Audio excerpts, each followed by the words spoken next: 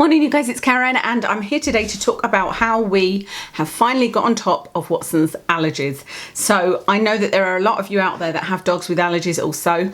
I've already done the video on how we have managed to get Watson to a healthy place with regard to his inflammatory bowel disease, but today is all about allergies. So Watson is allergic to, the number one thing he's allergic to is dust mites. Then a little bit lower on the scale is storage mites. So that's, you get that like in the bottom of bags of dry kibble. And then he's also allergic to grass, but not as high as like dust mites and storage mites. And possibly chicken. We're not 100% sure about chicken, but he's certainly sensitive to chicken. Watson is an Australian Labradoodle and he is now 5.5. He'll be 6 years old on November the 5th on bonfire night. And this is the healthiest he's been allergy-wise, everything-wise, just health-wise in general. He is doing so well.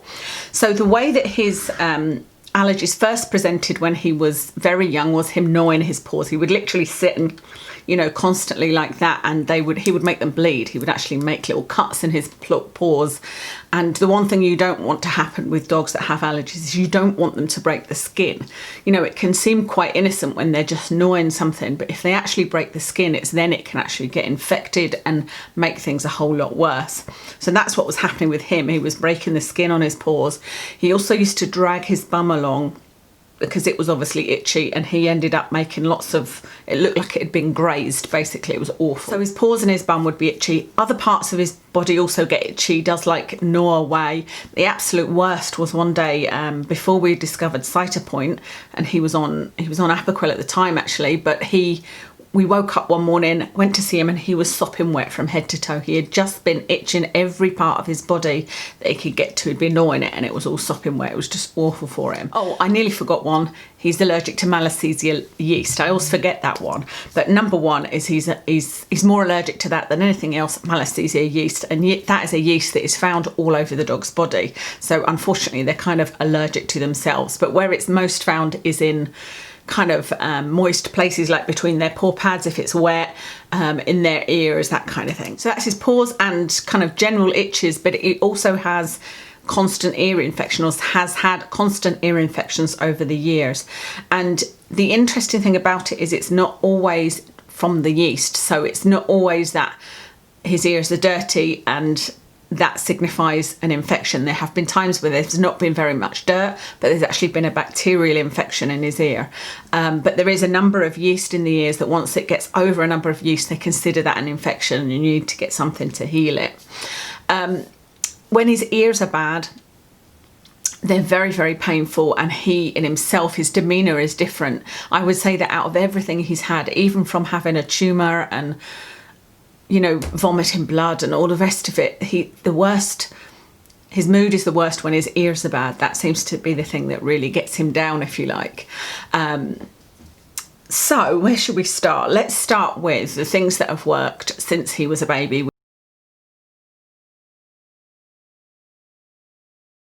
which is the Maloseb weekly allergy wash.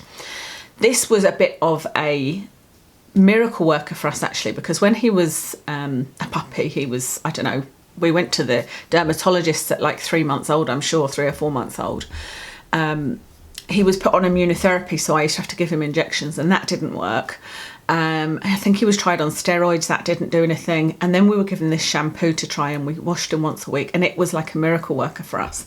So that worked for a little while, and that's one of the things that works extremely well now. And I didn't really realise how well it worked on his paws until probably 4 or 5 months ago.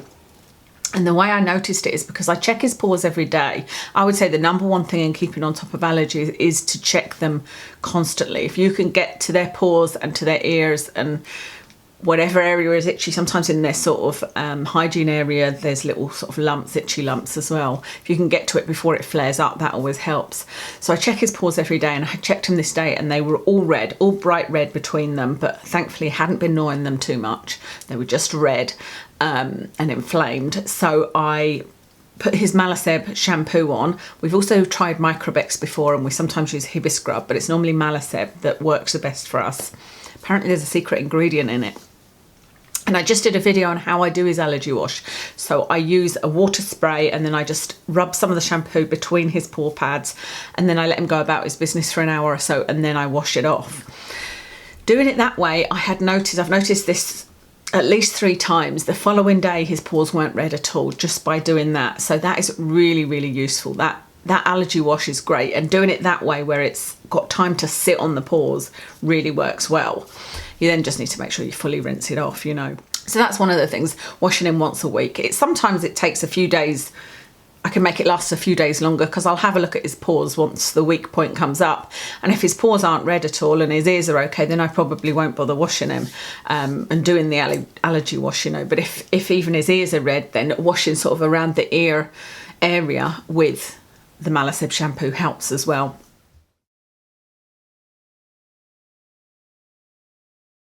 After washing, I now make sure that I blow dry his paws, in between his paw pads, on top of his paws, and the area around his ear. Now, obviously you need to be very, very careful when blow drying around the ear, because you don't want to be facing the blow dryer into his ear canal. That wouldn't be very good. So I either leave the cotton wool in that I've used, or I just sort of put my hand across his ear while I'm blow drying it. But the reason for doing that is because the more moist or wet their fur is, or the area is where they normally get allergies, the easier it will be for yeast to breed if they're allergic to Maloseb yeast, which I think a lot of dogs with allergies are. So I never used to do that. I just used to let him dry, but now I make sure I dry his whole inside of his ear area. Don't make sure the whole ear is dry, but just as dry as I can. And then I make sure all 4 of his paws are dry, and I make sure I get in between the paw pads. So I think that helps as well. Ideally, that should be done if he gets wet after it's raining, you know, I should come in and blow dry him. But he's out so much, I have to be honest, I haven't done that. I haven't been blow drying every time he's got soaked, because he just, you know, he hates it. It's not something he enjoys. And like I said, we could end up doing it 2 or 3 times a day. So you need to find that balance between what you can fit into your life, because it's already quite high maintenance having an allergy, a dog with allergies. So wash, blow dry. If I see that Watson's paws are red in between washes, or perhaps 1 paw or 2 paws, then I wouldn't necessarily go and wash him. I would use something called Cortivance. Cortivance is just a little bottle of steroid spray, basically, and you can spray it on, but the vet recommended to me to put rubber gloves on, to spray it on the gloves and rub it in between Watson's paw pads, because he's got such long fur. But what I actually do is I do just spray it on, but then I rub it in between his paws, and then I just immediately wash my hands. You probably should wear gloves doing that. But the Cortivance is great. You can also use the Cortivance on the inside of the ear, so you could lift up the ear and just do a light spritz all on that part. You can't spray it right inside. But if they're looking red, you know, if you lift the dog's ears up and they look red, then you can just spray some Cortivance on it. When I'm doing Watson's allergy wash, I should have said that I do put cotton wool in his ears, right the way down in his ears. You know, I push it in so that no water gets in his ears, because that would really aggravate things.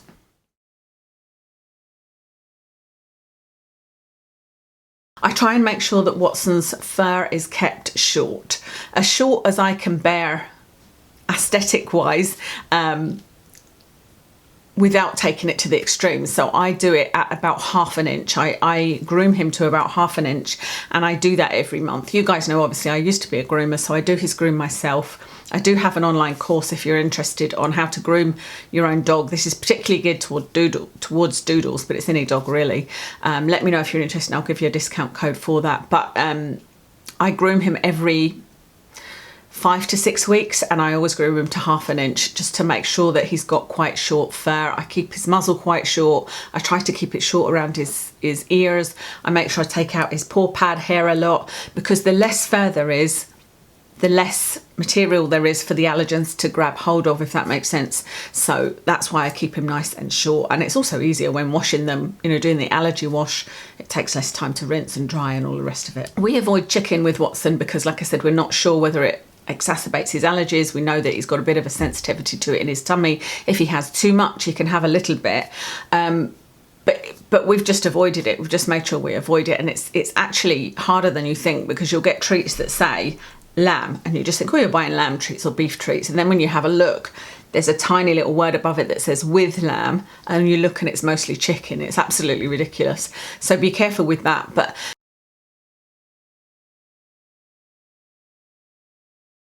The other thing we've done with Watson, and this is more related to his inflammatory bowel, but I feel like it's probably having an effect on his allergies, is we've really simplified his treats. So we're not, I used to be very bad for buying lots of different treats for Watson, and you know, the new treats came out, I would buy them. I would always buy good ones. I would try to make sure they were high protein and, you know, really good without lots of additives in. But I don't think that was good for his allergies. There's something that Watson is allergic to in certain types of kibble. So I think there's some kind of additive that he's allergic to. And so just keep the treats as simple as possible. So I give him pork loin mostly. He gets pork loin slices chopped up, or I do give him duck fillets, the 100% duck fillets. And what else does he get? Oh, I've got tins of hypoallergenic wet food, and I actually put those in a silicone mold, bake them in the oven, and he likes those. So like I said, I've tried to more streamline the treats that he's getting rather than using lots of different things or whatever I happen to pick up in the supermarket, you know. So it's a bit more of a simple diet.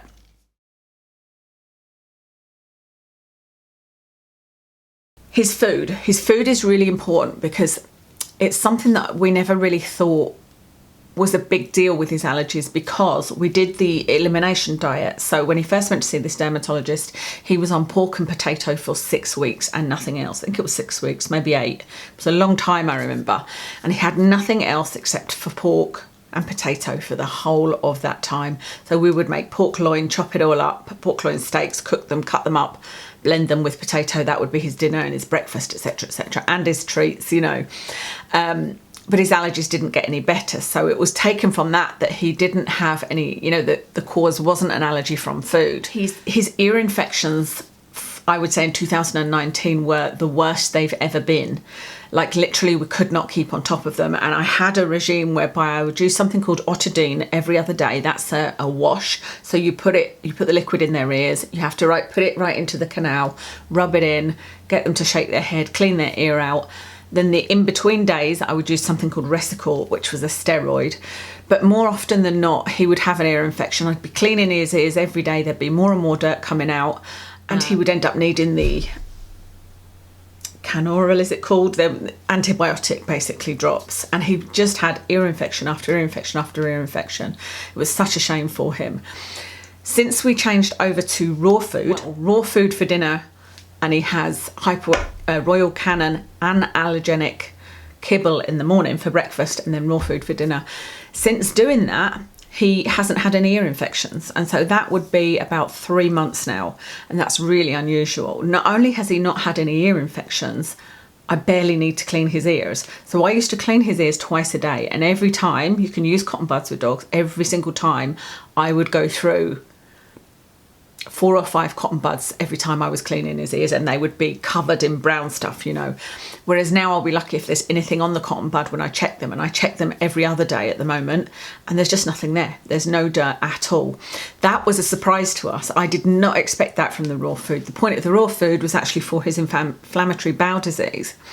But the funny thing was, I noticed after a week of him being on this raw that his ears weren't as dirty, and I had texted a friend who had put her dog onto raw, and she told me that her dog was thriving so much on this raw that she'd recommended her dad's dog go on it, and so he changed him over to it. And I had texted her and said, you know how you said that Bailey was thriving? I said, what exactly did you mean? What had happened? And she said, he's shedding less, his coat's shinier, and she said, and his ears are less dirty. So that kind of confirms it for me that it is, you know, the raw food makes a massive difference to his allergies. There's something in the kibble, even the hypoallergenic kibble, that just makes this yeast flare up, you know, the yeast allergy or the allergies. That's something perhaps you can consider trying. If you really don't like the idea of using raw frozen food, which is what it is, you know, you get it in bulk and put it in your freezer, you can get the dehydrated food by the Innocent Hound. Unfortunately for Watson, he loves it, he absolutely loves it, but it doesn't agree with his tummy. It doesn't work for his inflammatory bowel disease. But if your dog doesn't have that problem, it would be worth trying that, because it's a great food. The dogs love it, you know, and it's really, really convenient, and it doesn't have the additives, etc. It's air dried, so it's air dried from raw. Sometimes they call it raw, sometimes they just call it dehydrated, but that's maybe worth a shot.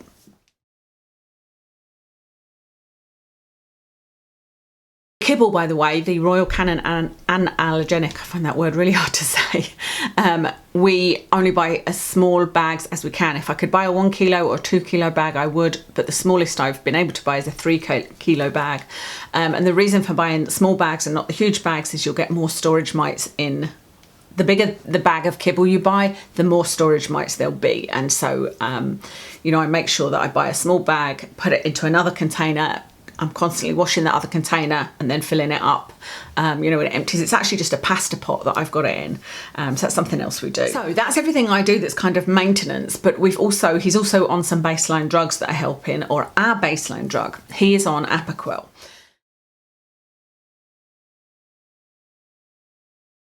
Apoquel and Cytopoint actually are both drugs that there is a lot of hate out there for, and that people blame for even down to their dog passing away or their dog being really ill. And there isn't as many research trials with dogs as there is with human studies. You know, there isn't as much regulation, but I have really seriously looked into it, and I don't have any issues with Apoquel, and I don't have any issues with Cytopoint. Cytopoint is actually a monoclonal antibody, so it's a kind of natural thing that goes on in the body. So it's more natural than Apoquel. Apoquel is actually a drug. But they both do the same kind of thing. Watson has been on both of them at one point.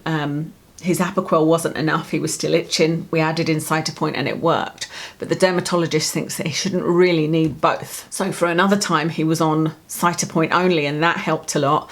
But currently he is on Apoquel, and we started off doing Apoquel loading a few months ago, which means that he got 16 milligrams a day, which is quite a lot. He got it in 2 doses, 8 milligrams in the morning, 8 milligrams in the evening. And that was for 2 weeks. And then since then he's just been on half a tablet, so it's 8 milligrams daily. So he gets 1 at night. And that seems to be keeping everything under control completely. Something that you should know about Apoquel and Cytopoint is that they don't treat the cause, they treat the itch. So that's why you need, like, the shampoo, keeping them dry, keeping them clean, washing them in the special shampoo that is anti-yeast, putting anti-yeast drops in their ears. This will all treat the cause if they have a Maloseb allergy, of course. The Apoquel treats the itch that they get from, you know, there's always going to be some yeast on their body. There's always going to be some dust mites in the house, so they will get itchy. The Apoquel and Cytopoint treats the itch. The Maloseb shampoo and everything else you do treats the cause. So yes, he's on 8 milligrams every day for as long as it works. If he does still get itchy, we can get a Cytopoint injection on top of that just to help him, but we haven't needed to so far. He does occasionally gnaw his hip, but nothing, you know, if we see him doing it just occasionally, that's absolutely fine. We can even give him a Piriton to help him out, but it doesn't last very long. It only lasts an hour or 2. The great thing now is that he doesn't seem to be lethargic on Apoquel. We always thought that his lethargy was from Apoquel, whether or not it wasn't, and it was due to his ears, whether or not it was due to his tummy, whether or not his body has changed and doesn't react the same, I don't know, but he is living his best life just now, and he is definitely not lethargic on Apoquel. The other medication he's on, which is also treating the cause, i.e. the yeast, is he's on Ketaconizole or Fungiconazole, depending on which one they can get hold of, which is an anti-yeast drug, and he gets that on a weekend schedule. So he gets, I don't know the actual amount, but he gets a quarter of a tablet on a Saturday morning, a quarter of a tablet on a Saturday night, same again on Sunday night, and that's it. Just every weekend he gets that. That just controls the amount of yeast going on his body because of him being allergic to it. And that helps along with the washing and, you know, all the rest of it. So that's the only medication he's on, Apoquel and weekend Ketaconizole. But of course, with the dust mite allergies, that's something that we need to be aware of. I have to say that although Watson has a very strong dust mite allergy, his yeast and dust mites are his top allergies.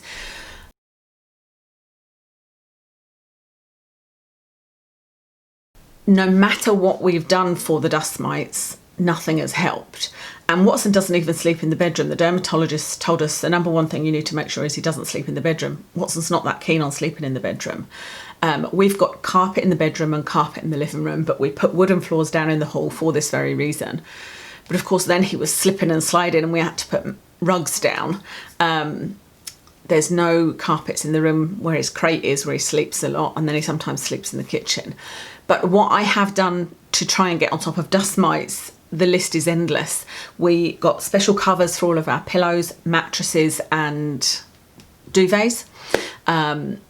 I got a carpet washer and washed the carpet head to toe, you know, like as in moved the bed out the way, moved all the cabinets out the way, washed all of the carpets, and then sprayed it all with, I think I need a new bottle, but it's called, is it by Virbac, and it's called a flea spray, and I can't remember who told me this, but it wasn't something the dermatologist told me, but it actually works on dust mites. And so you, after washing the carpet, I spray down everything. So I spray down the carpet, spray down the beds, spray down the curtains. I washed all my curtains, washed all of my curtains, sprayed them all down with this dust mite spray. And none of that has ever really made that much difference to Watson, I have to say. It hasn't helped Kev either. Kev has allergies to dust mites as well. Nothing I've done has ever helped. I think that it's just almost impossible to get rid of dust in your house, because unless, like, once a month I wash all of Watson's beds, I wash all of the carpets, and I respray it down with this spray. But I think what I don't do every month is pull the sofas out and do, you know, clean under the sofas, move all the bed around, because it's just not that simple. Our bedroom is quite small. We'd have to like take the mattress off, move the bed several different ways, you know, then move all the cabinet. It would take a long time. So it's not something I do, because that first time I did it, it didn't help at all. So I just feel like with dust mites, it's a bit of a losing battle, because like I said, you can't really eliminate dust in your house. I know that they say you need to not have any carpets or anything, but I think it's a lot more complex than that, because nobody's going to have no carpets and not have a rug. They're going to have a rug, and then you need to make sure that that's cleaned, and you know, dust can still gather on floors. And I don't know, like I said, I feel like with the dust mite thing, the only thing I do now is I wash all of his beds. He's got a lot of beds, and I try to make sure he's got beds that I can wash. I can wash at 50 degrees, that I can not just wash the cover, but I can wash the whole bed, and then I spray it down with the spray. And I wash the carpets once a month, but like I said, I don't move things around, and I don't now wash the curtains either, but I do spray. Just check my list, because I feel like I've forgotten something. Wash, blow dry, Cortivance, cotton wool in his ears, raw food, Apoquel and Piriton, and Ketaconizole, short fur, no chicken, small bags of Kibble, check ears and paws daily. Yeah, that's pretty much it. I think the biggest thing is just to keep an eye on it, because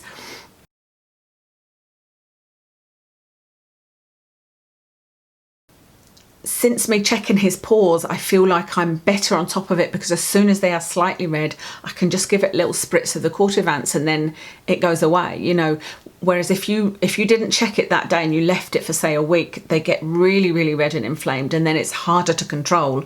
It's much easier to control when you catch something, you know. Same with his ears. As soon as there's any kind of dirt coming out on the cotton bud, I'll put some Otidine drops in his ears, and that seems to like clear out anything I need to, you know, and stays on top of it. So I really hope that this has been helpful. Please do ask any questions at all, because I would really love to see as many dogs as possible with allergies feeling better, because it's miserable for them. People think, I feel like it sounds so benign, it sounds so mild, doesn't it, when you say, oh, they've got allergies, but it can be so miserable, you know, when they're pulling their own fur out and they're chewing themselves until they're bleeding, and they can't enjoy themselves, they can't think of anything else except scratching. It's really miserable for them. So like I said, Watson just now is living his best life. He's doing zoomies on every walk with the walker, which he never used to do. He's doing zoomies with us. He's, you know, play bowing and jumping about with us. He wasn't doing any of that, you know, and that his ears are so clean is just amazing, because like I said, the ear infections really affect him. So I wish you the best of luck. I will try and I'll link to anything I've suggested or anything that I use to help. Like Hibiscrub Shampoo is great. If you don't want to actually get the prescription shampoo, use Hibiscrub Shampoo, but just be careful you don't use it too near their mouth. If they've got an itchy muzzle, it wouldn't be great, because it's got alcohol in it. But that's something you can buy from Boots, or you can buy from Amazon. So I'll make sure I link as many things as I can, and I'll list the things that we use as well. I'll maybe even try and list the things that we do, just so that you've maybe got something to print out. So I hope this was useful. Thank you very much for watching, and I'll speak to you again soon.